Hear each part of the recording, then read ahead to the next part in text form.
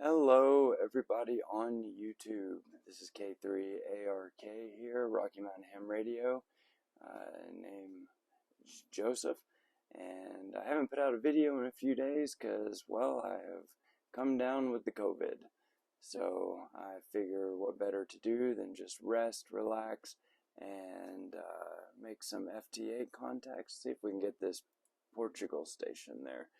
I just got in Thailand, but it didn't confirm it for some reason. I think this is the furthest QSO I've ever made. It was almost 9,000 miles, at least according to that there. So we'll see if we can get that Portugal contact. But I thought I would take a minute here to show you guys my almost complete battery go box, complete with a solar charger. It's actually currently hooked up to a solar panel out on my deck, and we are bringing in 4.1 and dropping amps from that. But I've been running my rig, my FT710 on and off on this. We'll just start here. So we've got the Rig Runner 4008. As you can see, this can run a lot of equipment. I usually only have my radio plugged into it. This is where you plug in the incoming power. I have my radio and my tuner. I guess that's about it. That's usually all I have plugged into here. But so I actually took it off my main power supply and figured I'd start using it with the battery box, because when I'm out, I will want to run more things. I have a cheap Amazon power meter that is showing me the current amp draw. Oh, I forgot I had my radio on 50 watts right now. I usually don't do that when I'm on battery. Let me actually turn that down a little bit. Let's turn it down. I'm worried that if I draw too many amps, I don't know, it just messes up the batteries. Even though each battery here, this is two Chins 20 amp hour batteries, the max continuous draw on these batteries is 20 amp, at least that's what they're rated for. I don't think they're quite for that. When you combine them together in parallel, it does increase that number, so you can effectively draw more amps. But I like to keep it around 10 amps when it's transmitting. Prolongs the life of the battery, the capacity. So around 11 amps, that's okay. So anyways, cheap Amazon watt meter. Down here, I just have room for different my alligator clamps there, so I can charge the battery that way if I want to. Here is some Anderson power pole to, I don't know if that's a 2.5 or a 3.5 millimeter, but anyways, the chargers for most of my radios take that connector there, and I can just plug the power pole into one of the, I think I do the 2 amp or the 3 amp there, and I can charge my radios in the cradle that way. And then over here we have the Renogy Wanderer. This is a 10 amp. It's rated for 10 amp charge controller, 12 or 24 volt batteries, and then I think the max input is 50 volts is the max this can take. Right now we've got 13.9 coming in from the panels and 4.5 amps, which isn't bad. I might take you guys out in a minute and show you the deck and show you where the panel is. This time of the year, I live on the side of a ridge, and we hardly get any sun, and what sun we excuse me, what sun we do get is short-lived. And then, okay, moving back to the battery, here we've got just another cheap Amazon voltmeter, but I actually really like this. I just like that blue. I don't know if you can see it very well, but it's just a nice blue. And then of course I have that, and I have everything on a switch. I've got that, I've got the voltmeter, and then I've talked about this in another video, but the Yippin Hexa here, this is a 12 volt converter, so it converts it to 5 volts, 3 amps. We've got the 2 USBs right here, if you can see that. There's one, and then there's the other. Of course, one is, they're at opposite directions, but whatever. And then both of those are actually on, so in order to activate those, I have to enter here, which activates the load. I have them going into the load there, so I can use this to see what draw I'm getting on these, and then I flip that on, and so now I've got the USB power for my phone, a light, whatever I need it for. And then I flip that switch off and hit enter again there. I've just got it propped up with my spare fuses there, and then it turns off the load. So I've got it set. There's different settings you can do. You can make it always on. You can do it daytime, nighttime. But if I hit, I've got it so that if I hit enter, it turns on the load inputs there, outputs. And if I hit enter again, it will turn that off. So I'll do that one more time. Watch right here.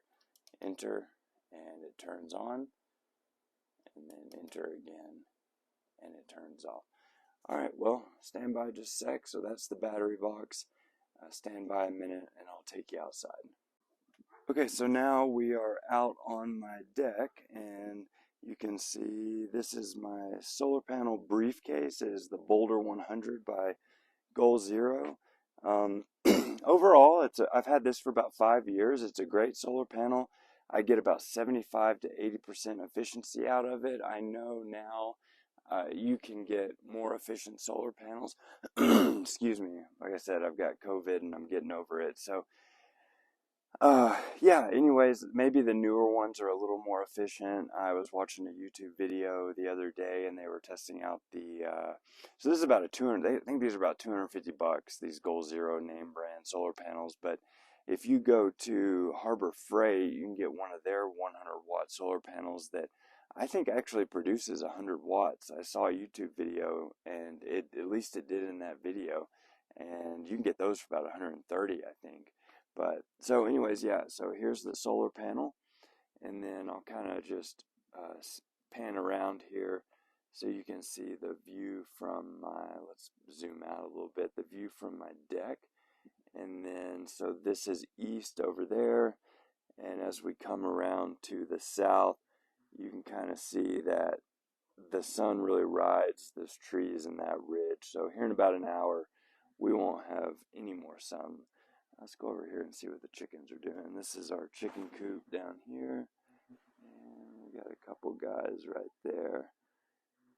I think they're hanging out inside. They don't come out a lot when it snows. They might come out here and walk around, but they tend to stay in the coop and in their run when it snows. But so anyways, well, so that was the panel. And then I guess while we're out here, I haven't ever shown my antenna farm here at the house. Up here we have the MFJ 1984 MP, and I'm using a couple of sections of the cheap masts that I've shown you in my other video or other videos.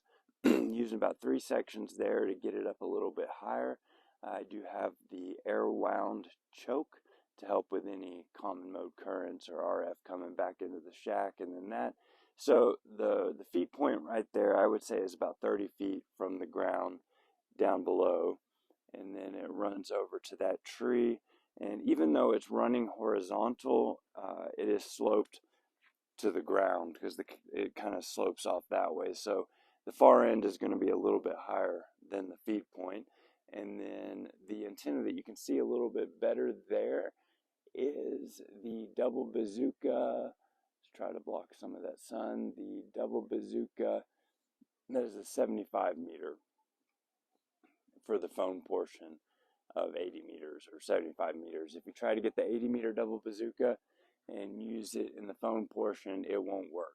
At least not with the internal tuner of most radios these days. It didn't work with mine, so because it's about 15 feet longer. But anyways, moving back to this antenna, so over here, this is my G5RV. It's a full-size G5RV, so you've got 102 feet of copper wire, 51 feet running that way, 51 feet running that way, and then of course the 30-something feet of ladder line that runs down to another homemade. This one, I made it a little prettier, and it is a 1-to-1, they call these ugly balance, 1-to-1 air choke, whatever you want to call it. It works pretty good, and it is the way that the G5RV manual suggest that you have one of those on there. And then I actually cut off the connector from that RG8X coax that I used to make that 1-to-1 choke. It is not a balanced choke. And then I soldered the the center conductor and the shielding of the coax. Yeah, the shield and the center conductor, I soldered it straight to the ladder line there. And then, so that's about a 30-foot run altogether. It runs down and then over to, connects to some Elmore for 100 that brings it in the house. But anyways, guys, I appreciate you watching the video here. I'll try to get back out soon. And I'm not going to show myself on camera because I just look like crap. I've been sick. But anyways, we'll get back out soon. We'll test out the battery box out in the field, and we'll do some POTA action, some voice and digital. But anyways, Happy New Year's, guys, and we will see you soon. Thanks for watching. This is K3ARK, Rocky Mountain Ham Radio.